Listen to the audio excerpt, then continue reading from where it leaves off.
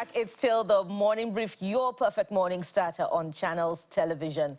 And we're getting straight into our first conversation for the day. Of course, it borders on the court decision that came through yesterday invalidating the timeline for the conduct of primaries and the nomination of candidates. And what are the odds and ends of this court judgment? Interestingly, one of the papers that we're unable to get to today does an interesting capture of that story. 2027, from the front page of Daily Trust, by the way, court opens door for defections. So let's bring in our guest today. Mr. Ekimini Udim is a legal practitioner who joins us this morning on the program. Welcome, Mr. Udim. Thank you for having me.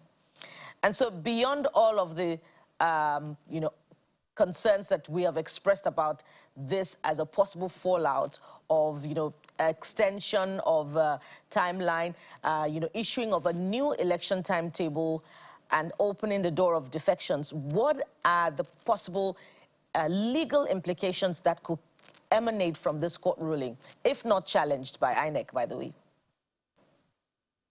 So the legal implication of the judgment of the Federal High Court in the matter just discussed, the matter we're discussing, is that the court is simply saying to INEC, you do not have the right to make provision in your time table contrary to the provisions in the Electoral Act. Remember, it is the Electoral Act that gives INEC the power to have its own guidelines and also have the timetable for the election. And so the court is basically saying in summary, your guidelines, your timetable must be issued in tandem with the provisions of the Electoral Act.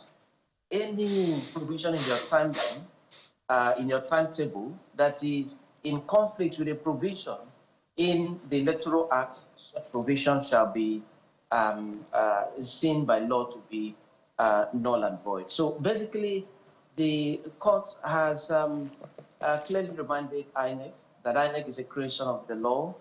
INEC has the power to make a timetable and make guidelines pursuant to the provisions of the Electoral Act.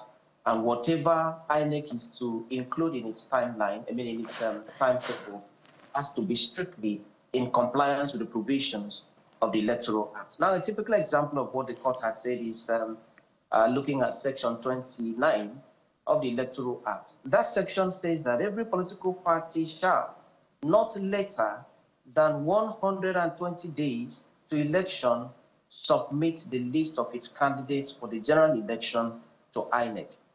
Now, that means that 120 days is 4 months. INEC says political parties must submit the list of the candidates by the end of this month. Okay? Now, when you look at that, that submission is way beyond 4 months. That submission is such, that timeline, insisting that the timeline is way beyond the 120 days that the Electoral Act has provided, okay?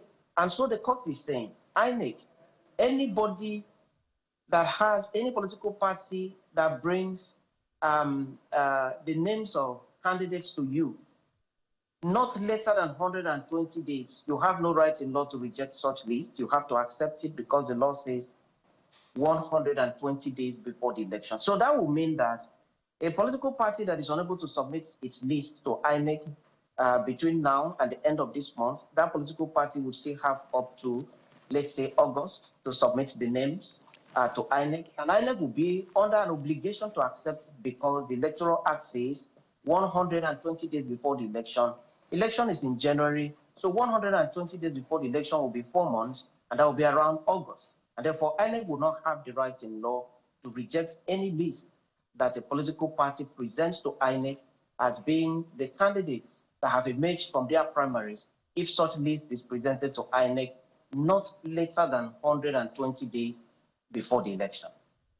So let's look at another portion of the Electoral Act, and I'm wondering if it conflicts with Section 29 of the same Electoral Act, and this is Section 77. And I'm asking this because the candidates are also members of the party. Take a look at this section 77, subsection 4, Electoral Act.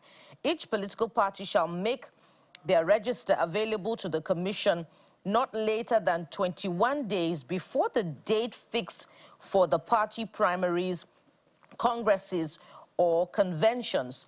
And so, you recall that INEC had earlier fixed April it had earlier released an election timetable that it had to reschedule. And so, where has INEC erred in law based on the court decision following through from the provision of this section 77(4) of the Electoral Act? Well, clearly, section 77(4) is in conflict. If you look at it carefully, with section 29 of the Electoral Act.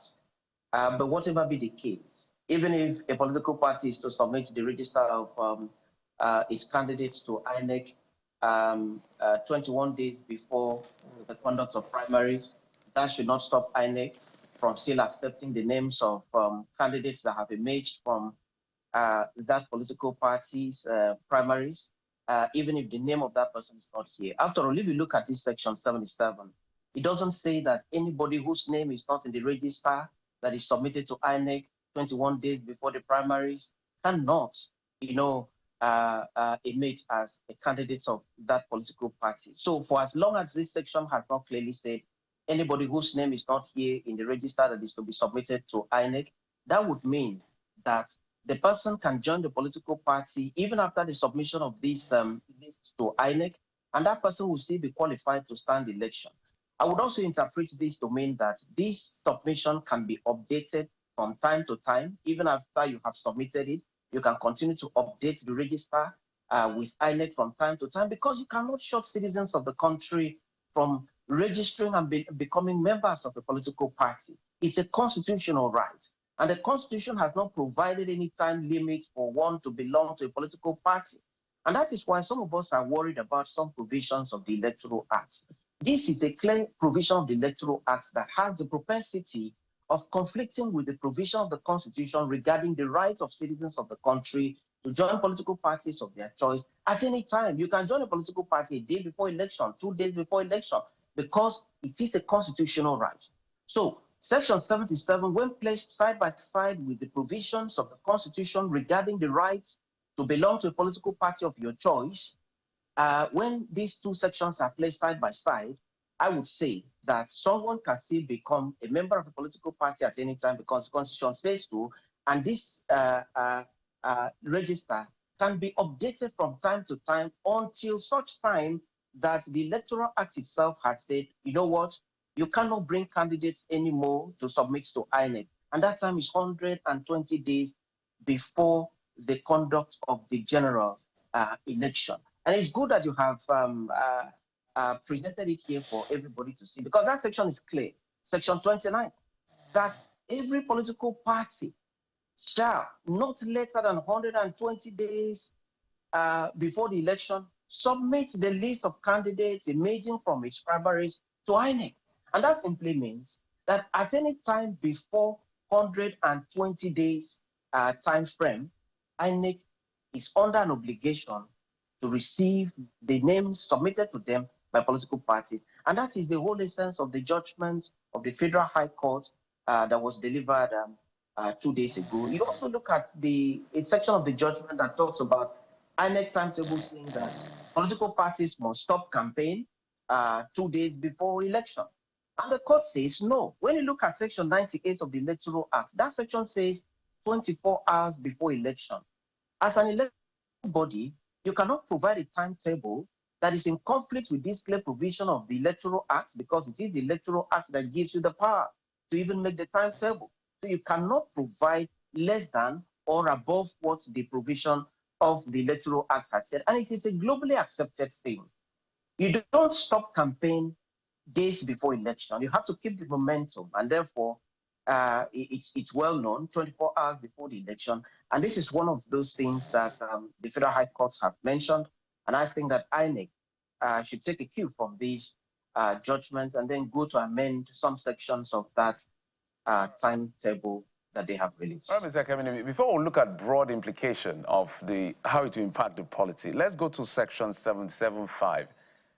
What it says, only members whose names are contained in the register shall be eligible to vote and be voted for in party primaries, congresses, and convention. Yeah, I'm sure my producer will put up section 77, subsection 5. Yes, that's the section. So you see how it constricts, you know.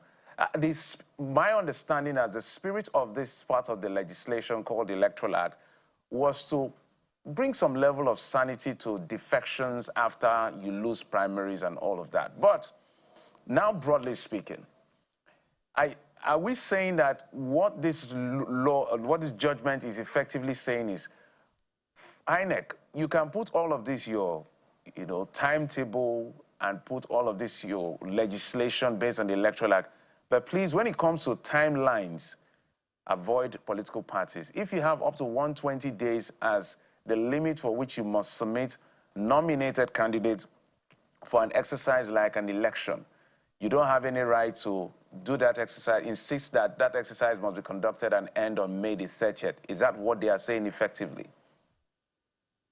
Now, when you look at this section of the Electoral Act, this is one section that is in competition with the provisions of the Constitution, and that is very unacceptable law.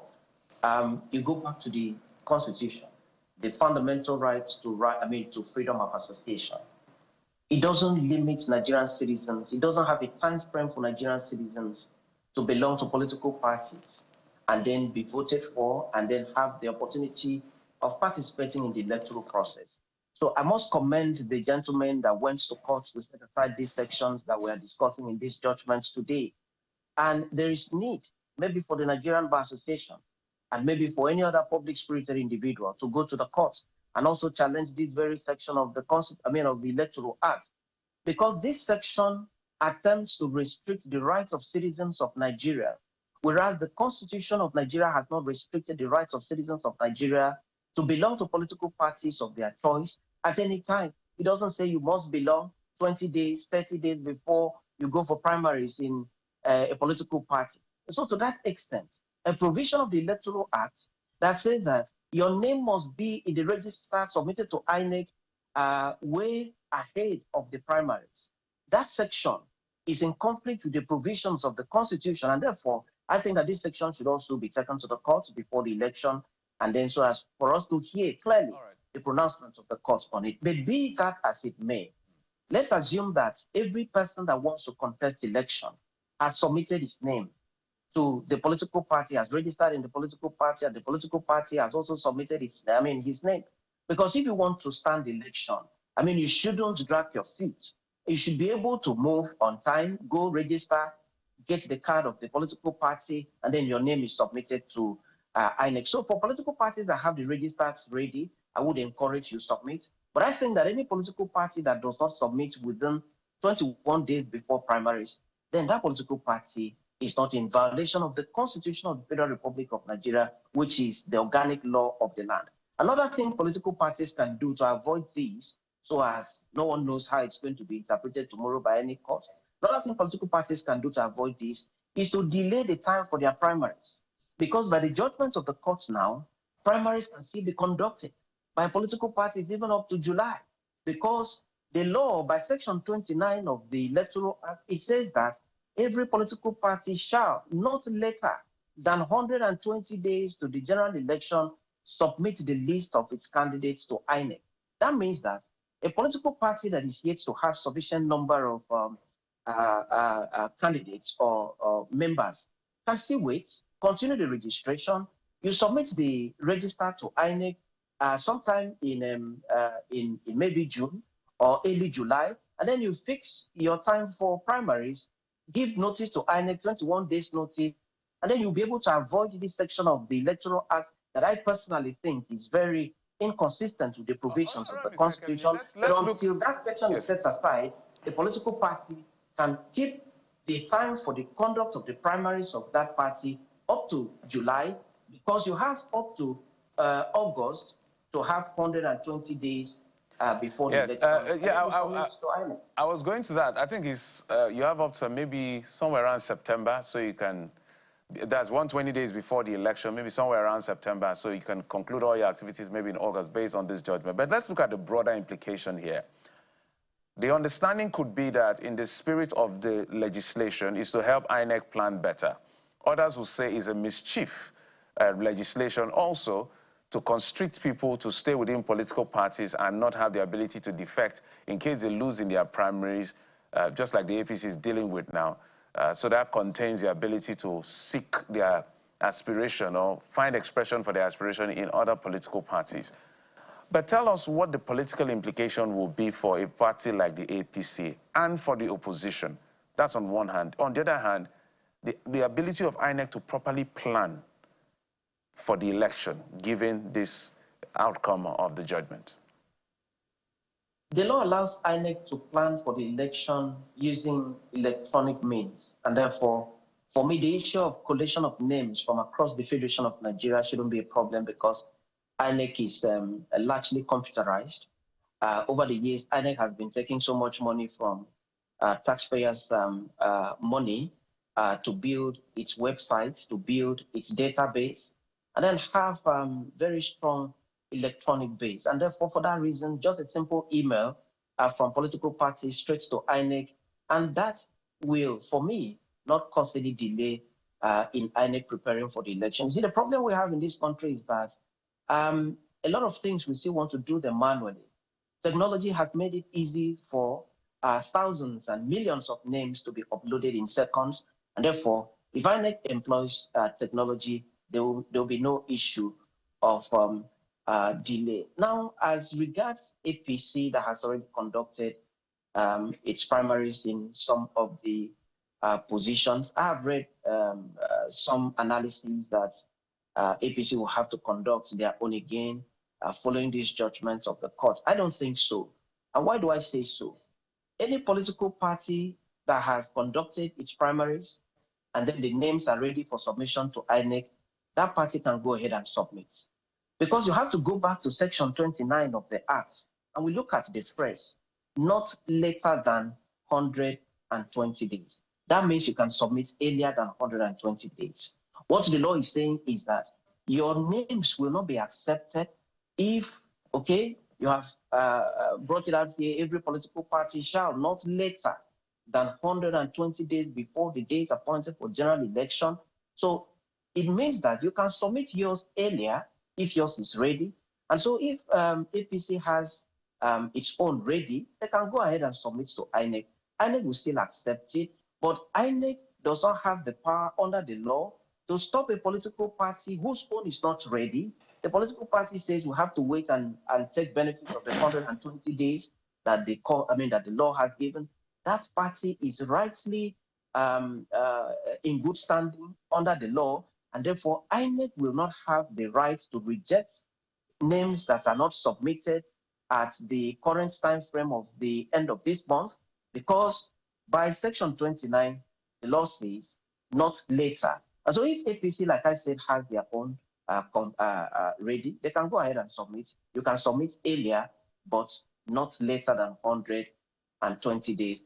And for me, I think this clears a lot of doubt and gives every political party the opportunity to do things right. Even the APC can still hold on and then have a complete list and have a fair list, and then submit to INEC also 120 days before the election. Any other political party can do the same. But like I said, any political party that is unable to meet the May 30th deadline, that political party, by this judgment of the court, is covered by law and still has up to 120 days before the election. Election is in January, and 120 days before the election, for me, it should be around August, but you have said it's around September.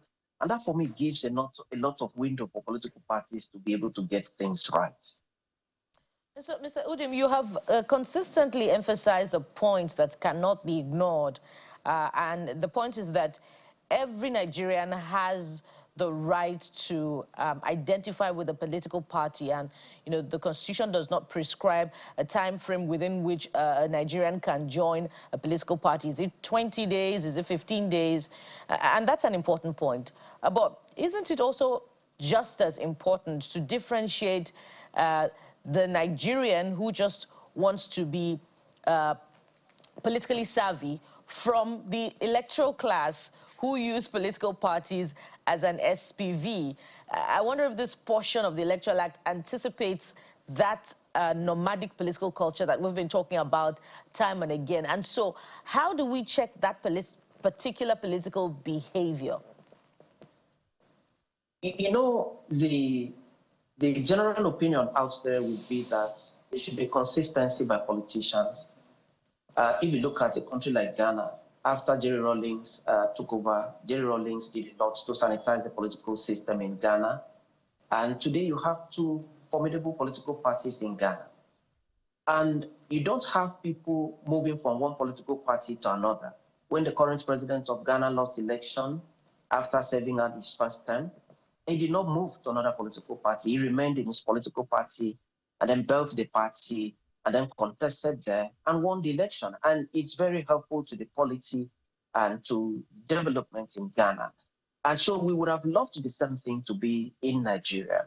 But at the same time, any citizen of the country that decides to move from political party to another, especially if he's not a member of the legislature, there is no sanction in the Constitution of the Federal Republic of Nigeria. So until the Constitution is amended to say that citizens shall not move from one political party to another, if he has not been in a political party for 5 years or so, then until that time, citizens still have the right to move from one political party to another. And therefore, a citizen of the country who wishes to fly the ticket of a particular political party and then he goes for screening, he's not even screened, he's not even given any justifiable reason, but he's disqualified. I think there's nothing in the Constitution that stops that citizen of the country from embracing the membership of another political party. And if that political party gives him the standing to go for election, then so be it. He has the right, because like I said, the Constitution, which is the organic law of the land, does not stop citizens from moving from one political party to another. And even the Electoral Act has not stopped that. So with this judgment of the Federal High Court delivered 2 days ago, it appears that the window has been opened for any dissatisfied person to move from one political party to another, register, and then ensure that that political party is able to conduct its primaries and then send the names of the candidates to INEC not later than 120 days before the election. If that is done, I don't see anybody mounting any challenge in court, and I don't even see such challenge as succeeding, because clearly the Constitution of Nigeria has not precluded citizens of the country from joining political parties of their choice at any time they so choose to join. Interesting. And this reminds me of the constitution of one of the political parties, which became a matter of contention in the leadership of the ADC, I believe.